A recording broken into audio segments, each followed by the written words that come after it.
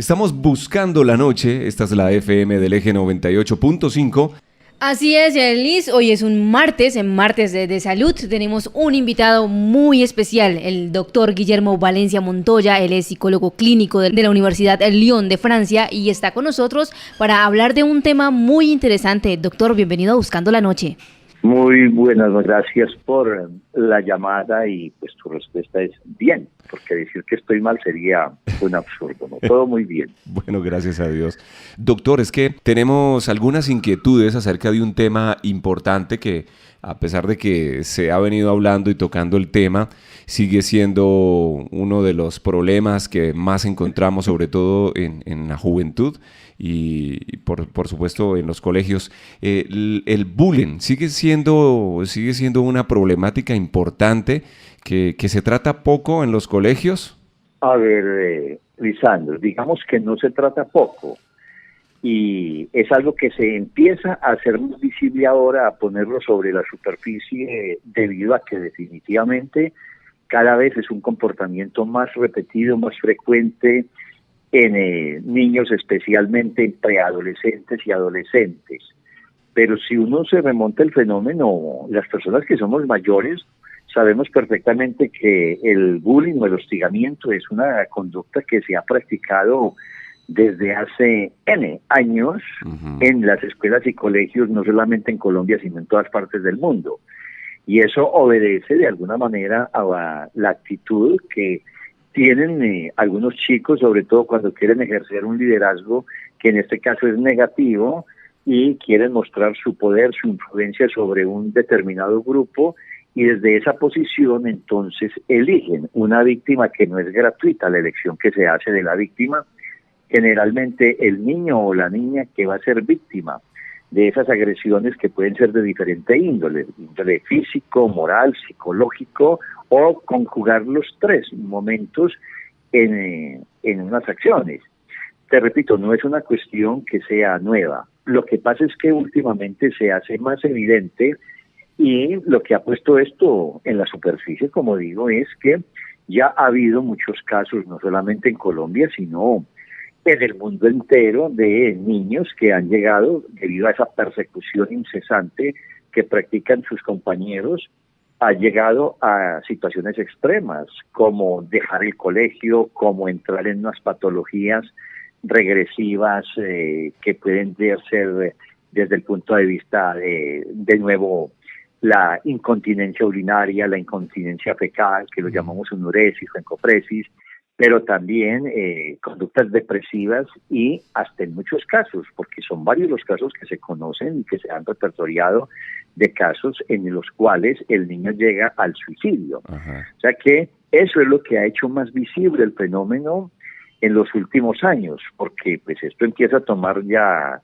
ribetes de calamidad y de salud pública, porque afecta a muchísimos niños que, como te digo, por sus condiciones o físicas o psicológicas son más propensas a ser elegidos por el grupo, por la pandillita, para ser ultrajado y maltratado. Las redes sociales realmente le dan mayor visibilidad al bullying en los niños, pero ¿cómo podríamos calificar esas redes sociales? ¿Es bueno que los niños tengan esas redes sociales a tan temprana edad o eso perjudica y hace mayor el problema del bullying? Yo nunca he pensado que las cosas tengan que ver con los elementos. Acuérdate del viejo chiste que no por viejo y por malo, por ordinario, deja de tener razón. Del marido que encuentra a su esposa teniendo relaciones sexuales en la sala, en el sofá, y en lugar de poner un problema en la situación, el tipo termina sacando el sofá de la casa. O sea que el problema no pasa por ahí, el problema yo creo que no pasa por las redes sociales, que puedan tener una incidencia, puedan tener alguna importancia, sí, no se desconoce, pero yo creo que tenemos que irnos a otro tipo de factores mucho más socioculturales, ¿ves?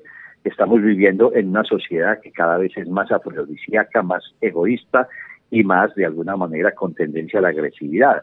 Pero también esto pasa por un contexto familiar, porque las conductas los niños generalmente las van a aprender es en sus hogares, indudablemente, que es lo que los psicólogos llamamos un aprendizaje vicario. Y ese aprendizaje vicario, pues si nosotros vemos de alguna manera que hay unos comportamientos agresivos por parte de nuestros adultos significativos, llámese papá o mamá, o que hay descuido, porque estos niños que expresan esa agresividad como la expresan, son más bien víctimas de un ambiente sociofamiliar inadecuado, porque no encuentran de alguna manera la transmisión de unos patrones culturales y morales que les hagan ver que la alteridad existe y que esa alteridad comienza precisamente por el respeto al otro. No, estos niños aprenden de alguna manera a denigrar, a desestimar la importancia que tiene el otro para ellos, porque ellos no son importantes de pronto en su ambiente familiar. Y entonces buscan esa, de alguna manera, compensación en situaciones extremas como esta que es el bullying. Así que no, yo creo que el problema no pasa por las redes sociales. Las redes sociales de pronto le dan una dimensión, amplifican, y hoy en día, por ejemplo, tú sabes muy bien que se habla del ciberacoso, que efectivamente, digamos que es un medio que se presta para que esto se lleve a cabo, pero eso que el niño está haciendo a través del WhatsApp o a través de Facebook, es algo que él viene haciendo o que ellos vienen haciendo también en el colegio. O sea que aquí tendríamos es que preguntarnos qué están haciendo las instituciones educativas, qué están haciendo los maestros, qué están haciendo los padres de familia para controlar y para disminuir esta conducta, que es muy frecuente. O sea que si nosotros no miramos las causas, porque es que estamos confundiendo las consecuencias con las causas. Y a mí me parece que las redes sociales son más una consecuencia que una causa. No es por las redes sociales que hay ciberacoso, no es por las redes sociales que hay bullying. Hay bullying precisamente porque estos niños han aprendido una forma muy diferente, muy particular de comportarse. Consideran que solamente desde la perspectiva agresiva es como pueden resolver los conflictos, y eso se extiende a otras dimensiones.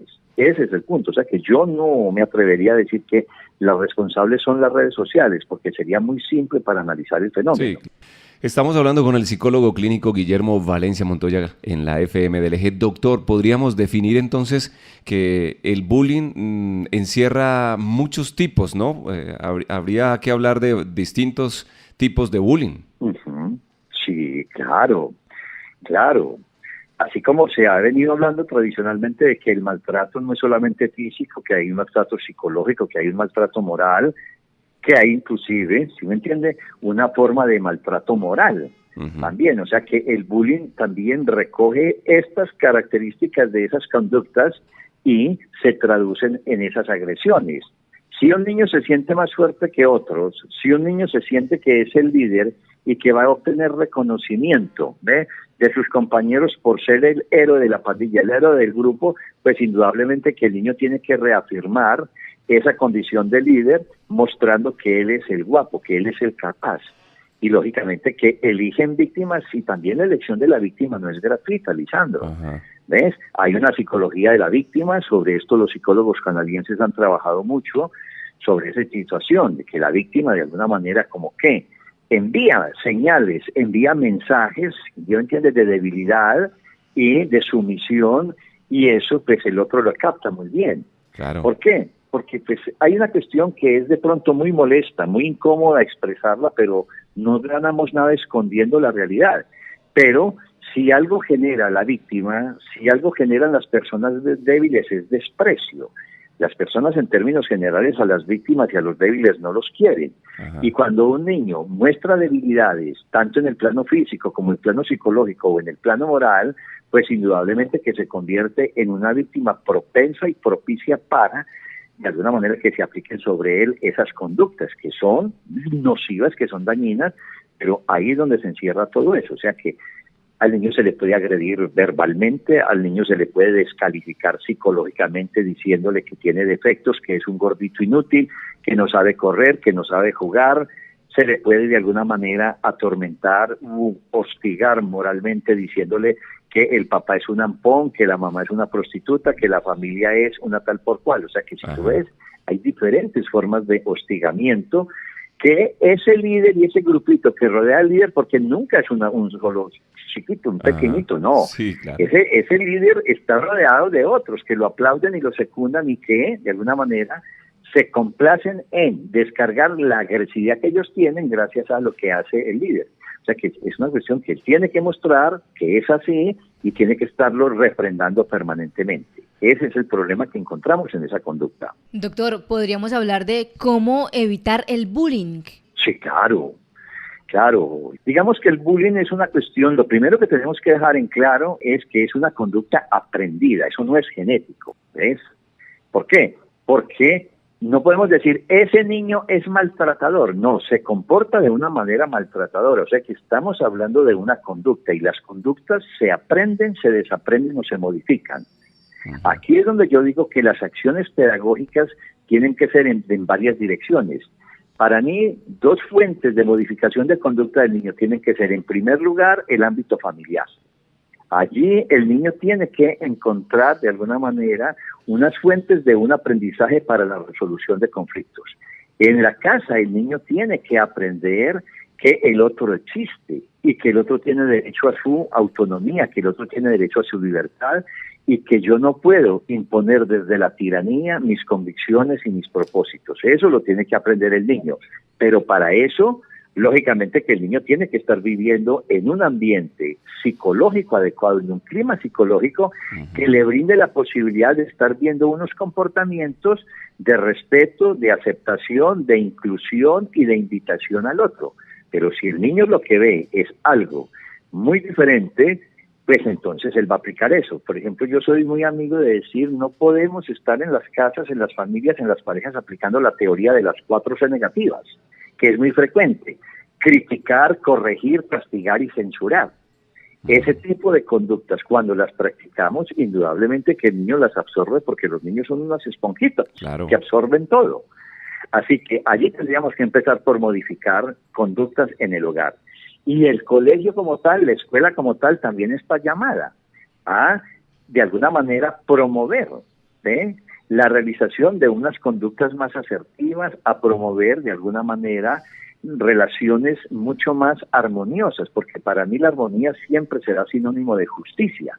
Pero si los maestros no entienden el fenómeno y se hacen, como se dice coloquialmente, los de la vista gorda, si no le prestan atención, sino que reaccionan cuando ya de alguna manera no hay mucho que hacer, porque eso es lo que yo conozco acá. Yo conozco de casos en Emil, donde los padres de familia han ido al colegio, se han quejado, han dicho, y los profesores no han prestado atención. Al contrario, tengo una mamá que me decía que fueron a presentar el caso ante el colegio y la profesora de alguna manera se escudó de que eso no era así, de que ella no le hacía bullying y el compañerito haciéndolo. La señora dijo, voy a hablar con el rector, y el rector parece que es un personaje intocable y terminó diciendo que a él eso no lo afectaba, que eso no le preocupaba porque podía ir donde quisiera ir y que las cosas eran claras. O sea que cuando uno está frente a una situación de esas, ¿ves?, un padre de familia queda impotente. Cuando no se encuentra como ese respaldo en el colegio, como padres,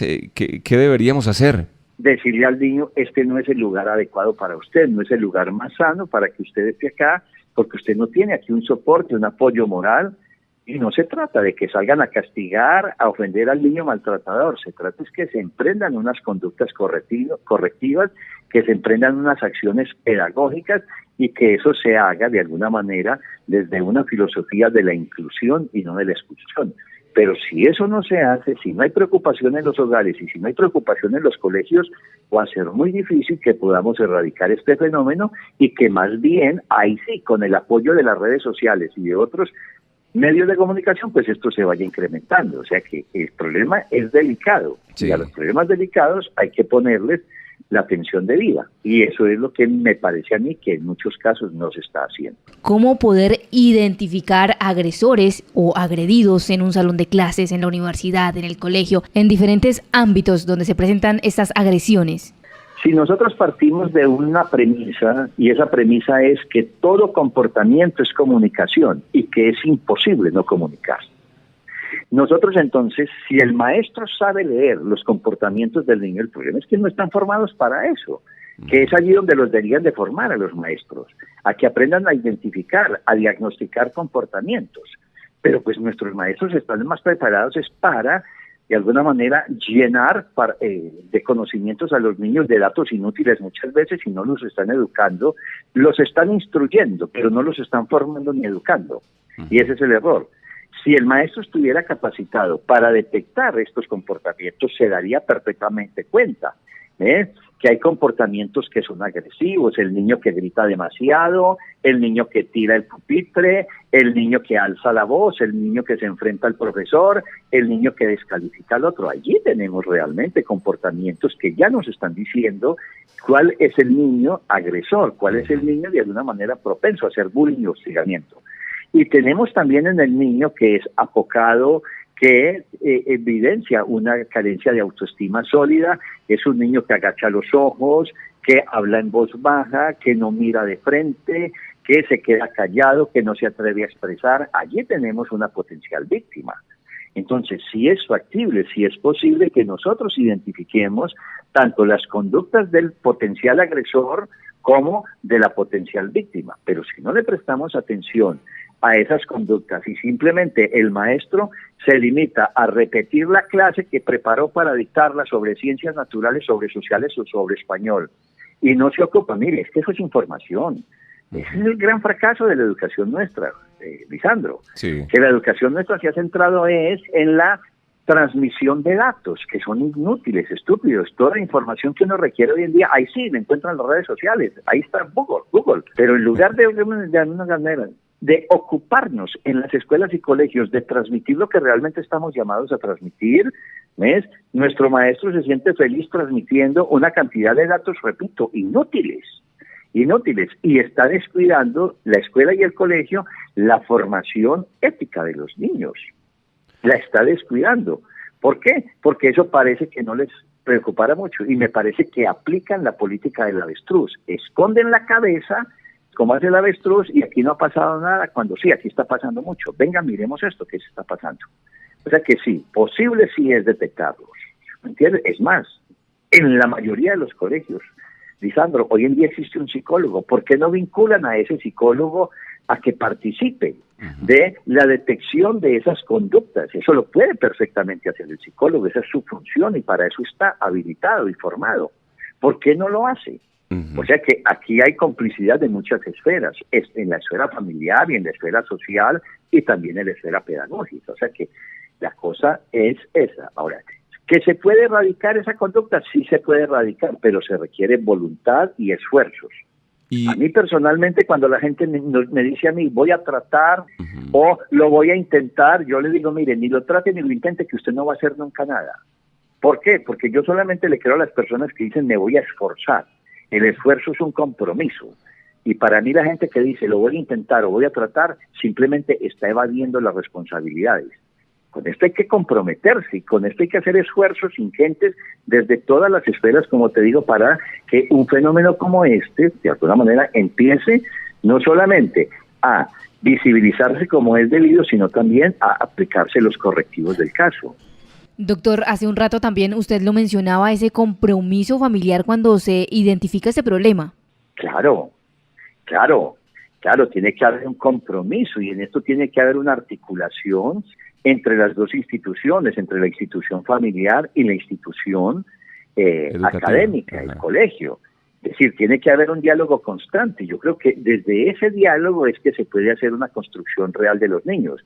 Ahora, yo no soy partidario de que a un niño que sea maltratador se le expulse del colegio, porque yo no creo que es con el castigo, porque ese niño es doble víctima. Es que el niño maltratador no es un niño malo.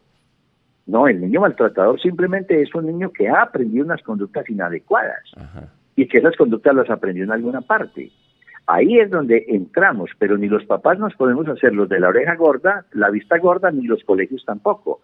Y tenemos que aprender, como padre de familia, decirle al colegio, mire, yo noto estas cosas en mi hijo en la casa, estos comportamientos, qué se pasa acá, qué actividades, qué actitudes, qué conductas podemos implementar entre ustedes, colegio, y nosotros como padres de familia. ¿Por qué? Porque buscamos el bienestar del niño, tanto del niño maltratador como del niño maltratado.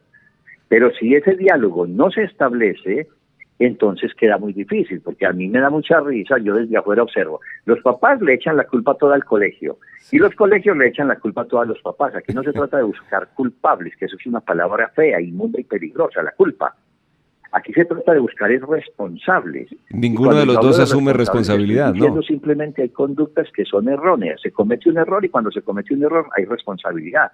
Poder asumir la responsabilidad cabalmente de este fenómeno me parece a mí que es lo que va a terminar induciendo a la resolución del problema. Mientras no se asuma la responsabilidad de parte y parte, va a ser muy difícil. Bueno, yo he leído algunos mensajes que tiene usted en una página en Facebook y es incisivo un poco donde dice que piensa que como padres educamos a nuestros hijos hasta que tienen 16 años. ¿Esa es la edad límite? Esa es una expresión que me es muy familiar, ¿ves? Efectivamente, yo soy uno de los que afirma eso y me da risa que eso ya se haya encontrado en otras partes, porque me da risa y digo yo me da risa porque esa es una frase que me es muy mía, digo yo, muy mía. Ajá. Qué pena decirlo así. Sí, efectivamente nosotros educamos los hijos hasta que tienen 16 años. A partir de ese momento nosotros tenemos que sentarnos a constatar si hicimos bien la tarea o si fuimos un fracaso educativo. Ese es el punto. A partir de ese momento simplemente pasamos a ser responsables ante nuestros hijos, pero no por nuestros hijos. O sea que la edad ideal de alguna manera y el punto límite para mí es ese. Ya después de que un muchacho tiene 16, 17 años, ya es muy difícil que se puedan hacer cosas, ¿sí me entiendes? Ya. Ajá. Sí, hicimos la tarea como es debido, fantástico. Si no la hicimos, simplemente aceptemos nuestra responsabilidad y busquemos otras alternativas para que las cosas sean diferentes. Así que sí, y yo lo pongo como esa edad límite para señalar con eso que en el momento de los 16 años es cuando el chico entra a resolver una crisis que es la crisis de identidad versus ausencia de identidad. Y que es allí precisamente donde el chico tiene que salir claramente sabiendo para dónde va. Ajá. El problema es, y es un dicho que es muy de los abuelos, que seguramente muchos de los oyentes conocen cuando hablamos de los abuelos decían antes, el que no sabe para dónde va, cualquier bus le sirve. Sí. Cuando un adolescente a los 16 años tiene claro qué es lo que quiero, para dónde voy, quién soy, y este es mi proyecto de vida, usted siéntese como papá, aplaude y diga, hice la tarea. Cumplí. Si este chico es un chico desubicado, si es un chico que definitivamente está perdido, si no tiene idea quién es, qué es lo que quiere en la vida, para dónde va, y da vueltas y revueltas, el chico de alguna manera lo que está indicándonos es que perdió la brújula. Y eso es un momento para ayudarle a buscar la brújula, porque si no le ayuda a buscar la brújula, pues entonces el chico seguirá desorientado.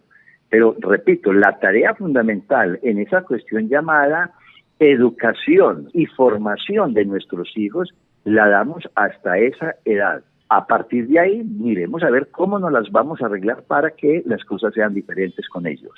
Pues es el doctor Guillermo Valencia Montoya, que ha estado con nosotros buscando la noche en la FM del Eje, psicólogo clínico de la Universidad de Lyon en Francia. Doctor, ¿la gente podrá encontrarlo en redes sociales o hay un número telefónico porque de pronto alguien quisiera consultar algo más? A mí me encuentran, yo soy muy fácil de encontrar, soy muy fácil de encontrar, me pueden encontrar a través de las redes sociales y también tengo un número telefónico donde la gente cuando quiera una opinión mía me puede contactar y yo ahí estoy para eso, esa es mi función. Lo encontramos como Guillermo Valencia Montoya en redes sociales, ¿cierto? Así mismo.